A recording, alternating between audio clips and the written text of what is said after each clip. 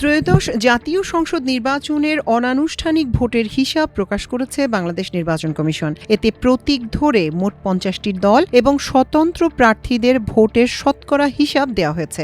এতে দেখা যায় সবচেয়ে বেশি ভোট পেয়েছে বিএনপি। অর্ধেক ভোটার তাদের প্রতি সমর্থন জানিয়েছে। এরপর আছে জামায়াতে ইসলামী, তাদের পক্ষে ভোট পড়েছে প্রায় ৩২%। ভোট সবচেয়ে কমেছে জাতীয় পার্টির, তাদের জনসমর্থন ১%-এরও নিচে নেমে গেছে। এমনকি এনসিপি, ইসলামী আন্দোলন, বাংলাদেশ খেলাফত মজলিসও জাতীয় পার্টির চেয়ে বেশি ভোট পেয়েছে। নির্বাচন কমিশনের দেয়া এই হিসাব ২৯৯ আসনের। যে দুটি আসনের ফলাফল স্থগিত আছে তাদের হিসাবও এর মধ্যে রয়েছে। এবার ভোট পড়েছে ৭,৭৪,৯৫,০২৩টি। এর মধ্যে বিএনপি ৪৯.৯৭% ভোট পেয়েছে। অন্যদিকে জামায়াতে ইসলামী পেয়েছে ৩১.৭৬% ভোট। বিএনপির পক্ষে অবশ্য জমিয়াতুল উলামায়ে ইসলাম, গণ অধিকার পরিষদ, বাংলাদেশ পার্টি, বিজেপি সহ ২০ দলের জোটের সমর্থকরা ভোট দিয়েছে। তবে যেহেতু তারা মাত্র ১০টি আসন শরিকদের ছেড়ে দিয়েছিল, কাজেই বিজেপি, গণসংহতি আন্দোলন ও গণ অধিকার পরিষদ সহ শরিকদের প্রভাব তাদের ভোটে কম।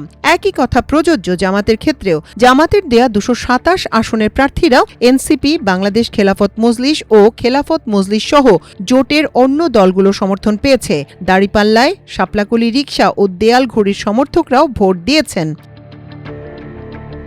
এনসিপি প্রার্থী দিয়েছিল ৩২ আসনে। শাপলাকলি প্রতীকে তাদের পক্ষে ভোট পড়েছে ৩.০৭%। এই ভোটের মধ্যেও জামায়াত সহ জোটের অন্য দলগুলোর ভোট রয়েছে, কাজে এনসিপির ভোটের হার আরও কম হবে। নির্বাচন কমিশনের এই হিসাব প্রতীক ধরে এবং অনানুষ্ঠানিক। সমঝোতার ভিত্তিতে জামাত জোটের শরিকরা ৩০০ আসন প্রার্থী দিলেও কিছু আসন ওপেন সিট ছিল, যেখানে জামাতের প্রার্থীও ছিলেন, আবার জোটের অন্য দলের প্রার্থীও ছিলেন। বিএনপির ৭৯ আসনে বিদ্রোহী প্রার্থী ছিলেন, তারা স্বতন্ত্র হিসেবে প্রতিদ্বন্দ্বিতা করেছেন। বিএনপির বিদ্রোহী প্রার্থীর বাইরে স্বতন্ত্র প্রার্থীর সংখ্যা খুবই কম।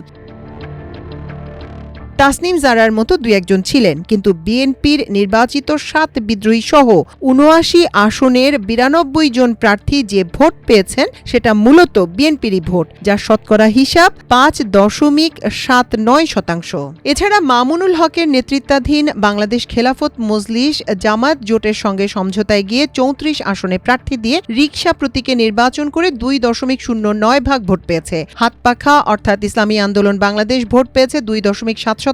শতকরা ১%-এর উপরে আর কোনো দল ভোট পায়নি। জিএম কাদেরের নেতৃত্বাধীন জাতীয় পার্টি লাঙল প্রতীক নিয়ে ১৯৯টি আসনে নির্বাচনে অংশ নিয়ে শতকরা মাত্র ০.৮৯ ভাগ ভোট পেয়েছে।